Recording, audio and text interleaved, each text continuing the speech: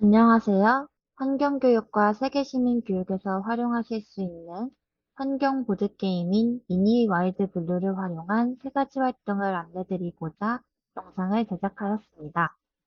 3, 4학년 과학 시간이나 전 학년의 청취 시간에 활용하실 수 있습니다. 이 영상이 많은 선생님들께 도움이 되었으면 좋겠습니다. 미니 와이드 블루에 대해 아시나요? 미니 와이드 블루는 2명에서 4명의 학생들이 함께 할 수 있는 보드게임입니다. 시간은 20분 정도가 소요되고 사용 연령은 7살 이상입니다. 미니 와이드 블루를 활용해서 수업할 성취 기준으로는 생물 요소들의 먹고 먹히는 관계를 조사하여 먹이 그물로 표현할 수 있다. 그리고 인간 활동이 생태계에 미치는 영향을 조사하고 생태계 보전을 위해 우리가 할 수 있는 일을 토의하여 실천할 수 있다를 선정해 보았습니다. 세 번째로 안내드릴 활동은 성취기준 4과 14-03과 관련 있는 미니와이드 블루 토의입니다. 보드게임의 규칙을 익혀 보드게임을 플레이해 본 후 보드게임의 규칙의 숨은 뜻에 대해 이야기를 나누어 보는 활동으로 구성해 보았습니다.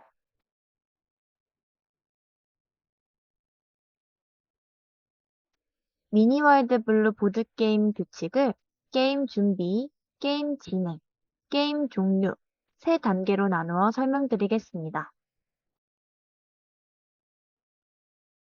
먼저 게임 준비 단계부터 설명드리도록 하겠습니다.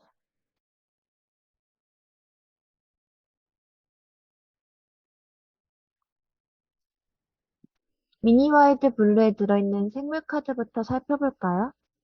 0번부터 10번까지 총 11개의 해양 생물로 이루어져 있습니다. 0번은 산호, 1번은 크릴, 2번은 멸치, 3번은 해파리, 4번은 게, 5번은 고등어, 6번은 오징어, 7번은 바다거북, 8번은 가오리, 상어, 10번은 고래로 이루어져 있습니다. 모든 카드의 뒷장은 동일하게 바다로 이루어져 있습니다.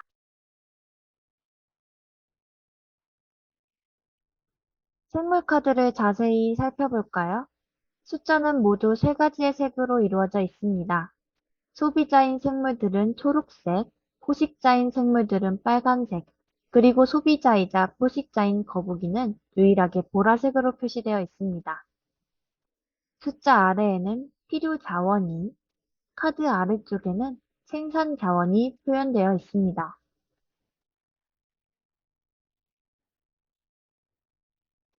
그렇다면 소비자와 포식자를 나누는 기준은 무엇일까요? 바로 먹이입니다.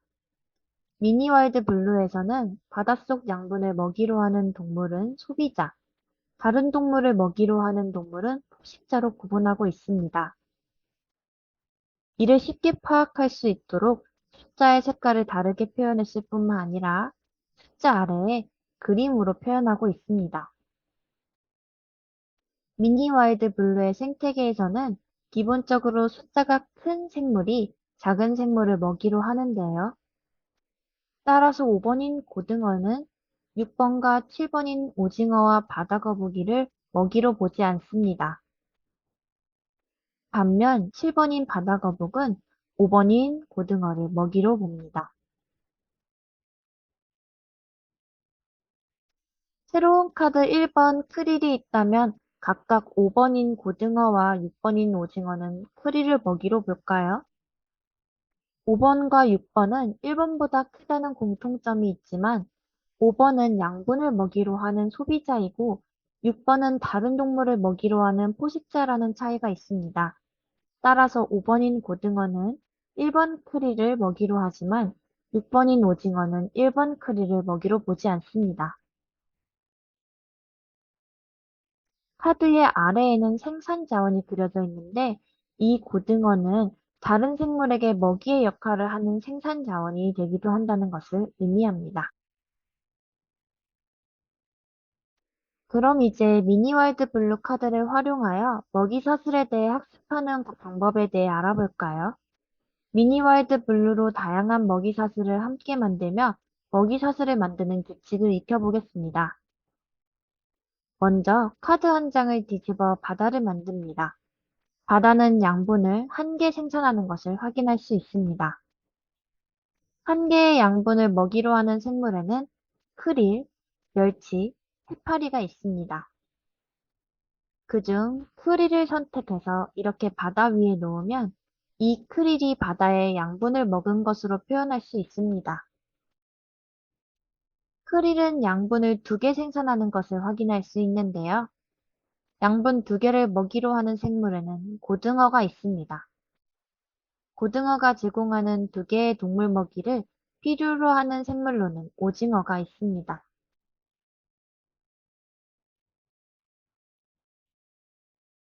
필요 자원과 생산 자원을 확인하는 과정을 통해 이렇게 4단계의 먹이사슬을 만들어 보았습니다. 다시 카드 한 장을 뒤집어 바다를 만든 후 앞과 같은 방법으로 3단계의 먹이사슬을 만들어 보겠습니다.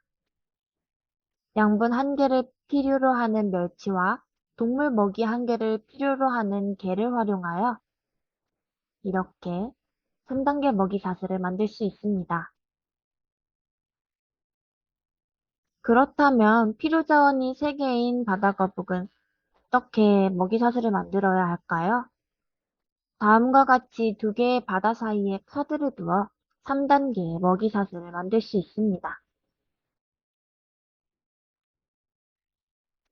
양분이 3개가 필요한 가오리도 동일한 방법을 활용하여 3단계의 먹이사슬을 만들 수 있고, 동물 먹이 3개가 필요한 상어까지 총 4단계의 먹이사슬을 만들 수 있습니다.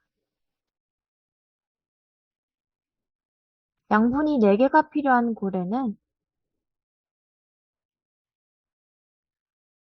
다음과 같은 방법으로 3단계의 먹이사슬을 만들 수 있습니다. 9번 미션 카드입니다. 각 카드가 의미하는 내용은 카드 아래에 적힌 내용과 같습니다. A는 고래 한 마리당 3점, B는 바다에 수가 많은 사람부터 가장 많은 사람은 4점, 두 번째로 많은 사람은 2점, 세 번째로 많은 사람은 1점입니다. C의 경우 해파리와 거북이가 먹이사슬로 연결되어 있을 경우 한 개의 먹이사슬당 2점을 받습니다. D의 경우 생물종이 가장 다양한 사람부터 차례대로 4점, 2점, 1점을 받습니다. E의 경우 먹이사슬로 연결되어 있지 않더라도 나의 생태계 안에 멸치와 고등어가 한 쌍씩 있다면 한 쌍당 2점을 받습니다.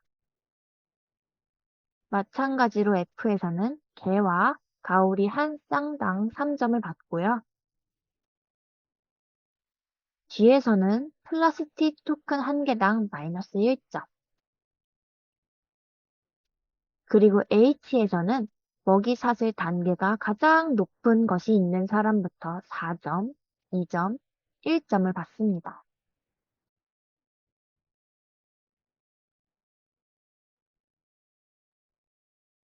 다음은 이벤트입니다. 이벤트로는 오염, 풍요, 폭풍, 구호가 있는데요.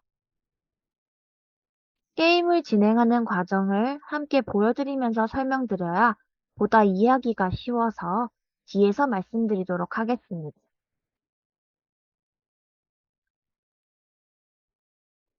다음은 능력입니다. 능력에도 총 7가지의 능력이 있는데요. 이 또한 게임 과정과 함께 설명드릴 때 보다 이해하기가 쉬워서 뒤에서 게임 진행 과정과 함께 말씀드리도록 하겠습니다.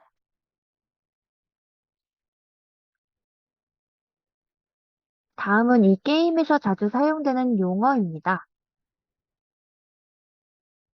각자 손에 들고 있는 부분을 핸드, 카드를 가져오는 부분을 드로우 풀, 카드를 버리는 곳을 디스카드 덱, 새로운 카드를 펼쳐놓는 것을 드로우 덱, 그리고 드로우 덱 옆에 펼쳐놓는 미션 카드, 이렇게 구성되어 있습니다. 미션 카드는 2명일 때는 1개, 3명일 때는 2개, 4명일 때는 3개, 이렇게 펼쳐 놓습니다.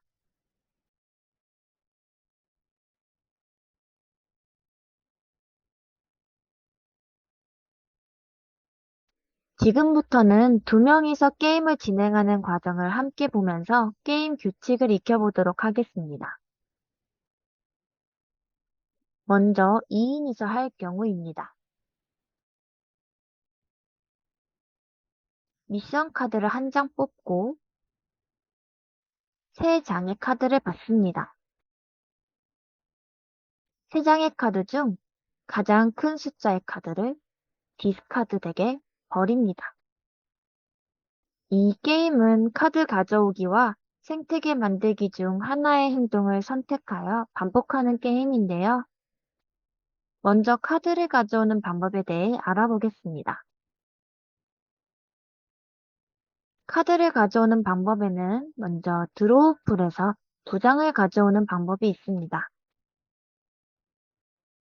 가로 또는 세로로 가지고 올 수 있으며 예시처럼 첫 번째 가로줄을 택했을 경우 히든 카드를 뒤집어 확인한 후에 가장 큰 숫자를 디스카드 덱에 버리고 숫자가 작은 2장의 카드를 핸드로 가져옵니다. 그리고 다시 카드를 채워 놓습니다.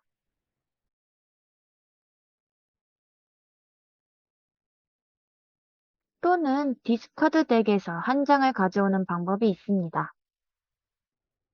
정말 원하는 카드가 있을 경우에 활용하는 방법인데 이때 가장 위에 있는, 가장 최근에 버려진 카드를 가져와야 합니다.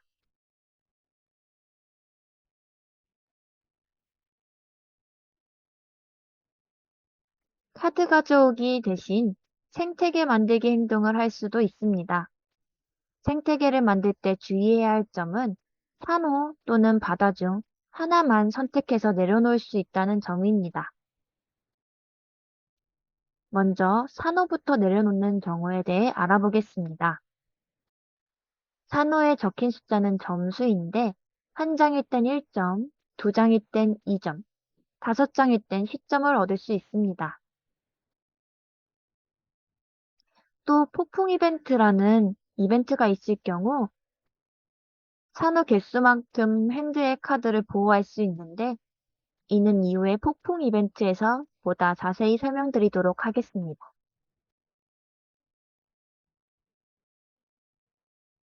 이번에는 생태계 만들기 중 바다를 만들었을 경우에 대해 설명드리도록 하겠습니다. 바다는 핸드에 있는 카드 중 1장을 뒤집어 내려놓아야 하는데요. 미션 카드를 보니 해파리와 거북이가 연결되어 있을 경우 2점을 얻을 수 있는 것을 확인할 수 있습니다. 그렇다면 해파리 대신 멸치를 뒤집어 바다를 만들고 해파리와 게를 만들어 먹이사슬을 만들 수 있습니다. 이처럼 산호와 바다는 한 번에 1장만 내려놓을 수 있지만 그 외에 동물 카드는 한 번에 여러 장도 내려놓을 수 있습니다. 다음 차례에 다음과 같이 드로우풀에서 2장의 카드를 가져오면 디스카드 덱에서 이벤트 표시 중 풍류가 2장이 된 것을 볼 수 있습니다. 동일한 이벤트 표시가 2개일 때 이벤트가 발생하게 됩니다. 3인이 플레이할 때는 3개, 4인이 플레이할 때는 4개가 모일 때 이벤트가 발생합니다. 풍류는 바다가 가장 많은 플레이어가 드로우 덱에서 카드 1장을 받을 수 있다는 것인데요. 이렇게 풍류 이벤트가 발생하면 바다가 가장 많은 플레이어는 드로우 덱에서 카드 한 장을 받을 수 있습니다.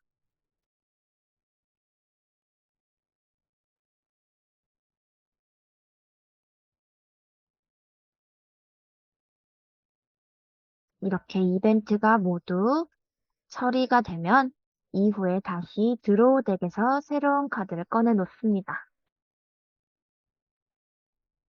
이번엔 카드의 능력 사용에 대해 알아보도록 하겠습니다. 내 생태계에 있는 동물 중 이때에는 가장 위에 있는 카드가 아니라 내가 원하는 카드를 가져올 수 있습니다.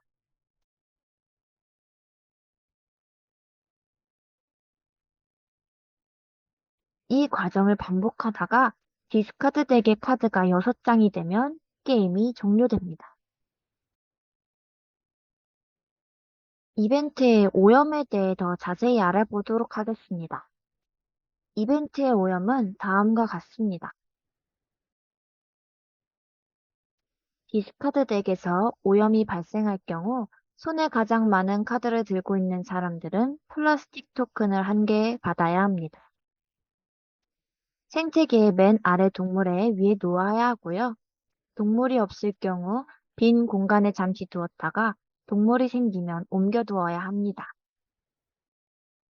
플라스틱 토큰은 한 사람당 최대 3개까지, 이후 플라스틱 토큰을 또 획득할 경우 동물을 제거해야만 합니다. 빈 공간에 3개가 있었을 경우에는 핸드의 카드의 절반이 제거됩니다.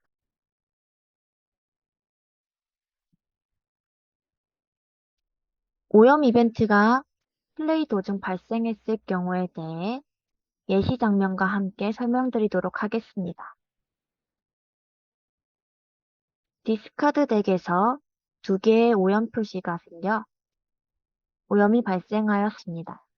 카드가 더 많은 오른쪽의 학생에게 플라스틱 토큰이 하나 주어져야 하는데요. 이미 플라스틱 토큰이 3개나 있는 오른쪽 친구는 플라스틱 토큰이 있는 동물 하나가 희생됩니다.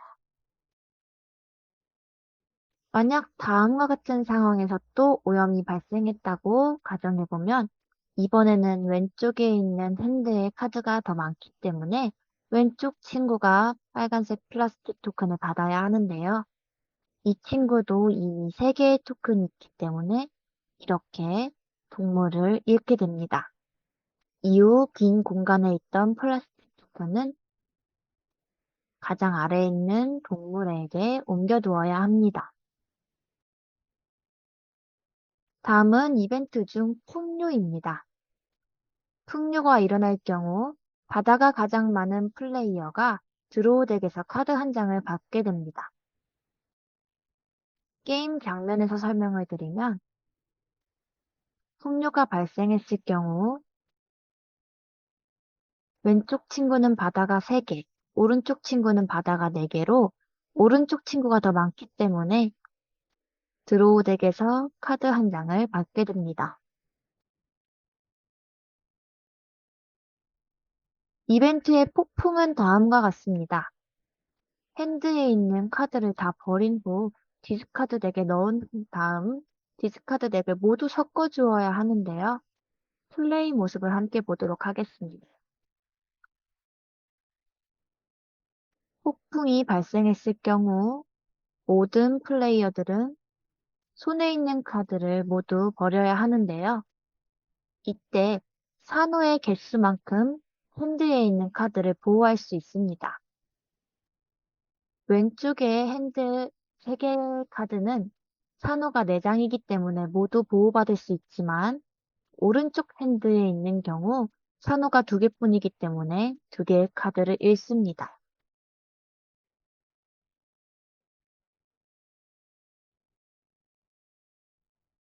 폭풍과 구호 이벤트 후에는 새 드로우 덱을 만들어야 하는데요.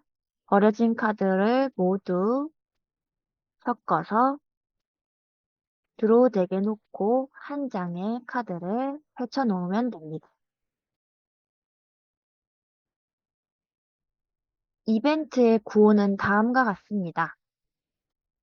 구호 이벤트가 발생했을 경우 동물 하나에 있는 플라스틱을 모두 제거할 수 있습니다. 플라스틱이 하나도 없는 사람은 드로우 덱에서 카드 한 장을 받을 수 있습니다. 플레이 모습을 함께 볼까요? 구호 이벤트가 일어났을 경우 오른쪽의 플레이어는 골에 있던 3개의 플라스틱 토큰을 모두 제거할 수 있고요. 플라스틱 토큰이 하나도 없었던 왼쪽 플레이어의 경우 드로우 덱에서 카드 한 장을 받을 수 있습니다. 여기까지 이벤트에 대해 알아보았는데요.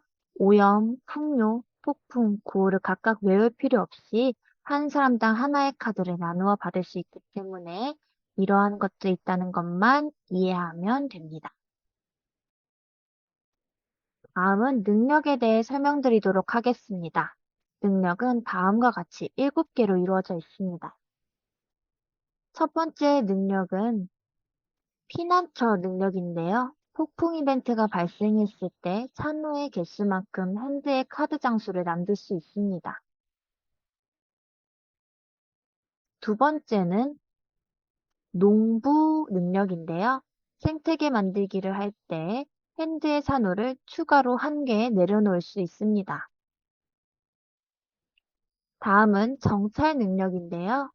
카드 가져오기를 할 때 드로우 풀의 히든 카드를 한 장 볼 수 있습니다.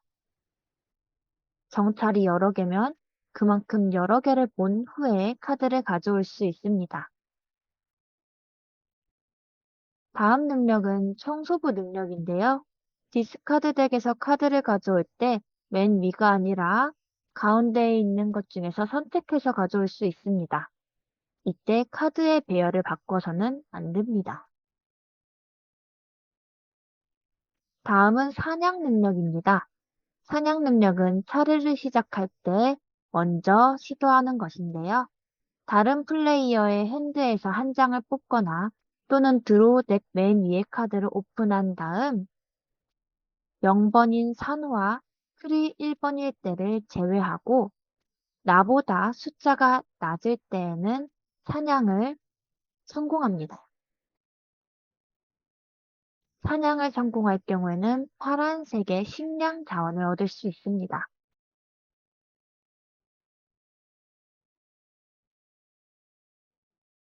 다음은 바다 생성 능력인데요. 생태계 만들기를 할 때 핸드에서 바다를 내려놓는 대신 드로우 덱의 맨 위의 카드를 가져와서 바다로 놓을 수 있습니다. 다음은 왕의 권한 능력인데요. 카드를 가져올 때 가장 높은 숫자를 버리는 것이 아니라 원하는 카드를 선택해서 버릴 수 있습니다.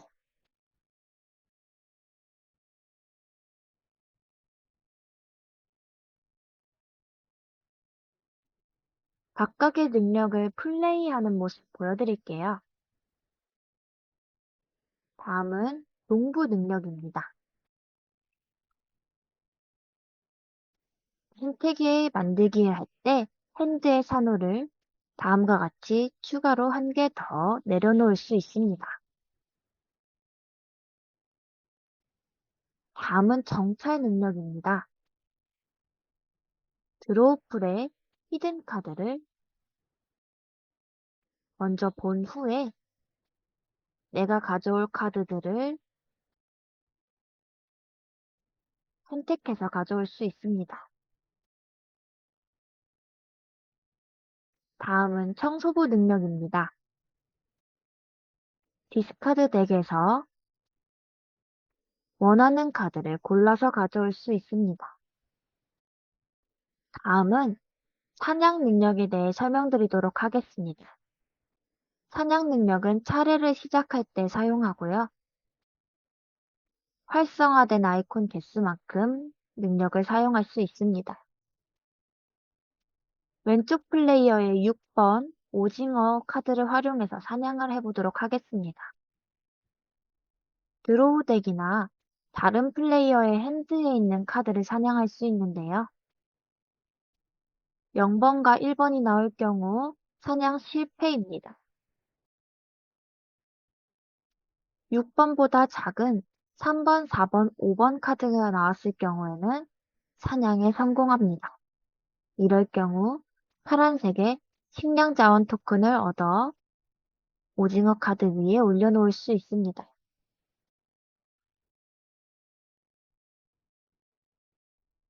6번과 동일한 6번부터 그보다 큰 동물들을 뽑을 경우에는 모두 사냥을 실패한 것으로 간주합니다.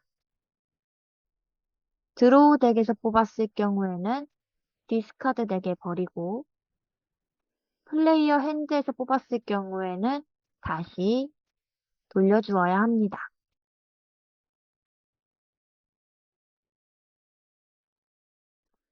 다음은 바다 생성 능력입니다. 생태계 만들기를 할 때 사용하는 능력이고요. 드로우 덱으로부터 바다를 생성할 수 있습니다.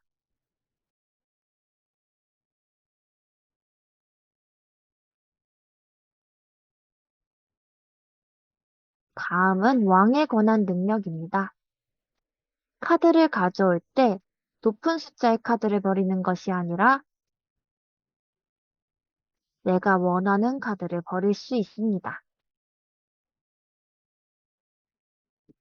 여기까지 능력에 대해 말씀드렸습니다. 함께 점수 계산을 해보도록 하겠습니다. 먹이 사슬의 가장 맨 아래에 있는 숫자가 가장 큰 동물들은 점수에 포함되지 않습니다. 그 위에 있는 8장의 카드로 7점, 그리고 산호는 총 4장으로 7점.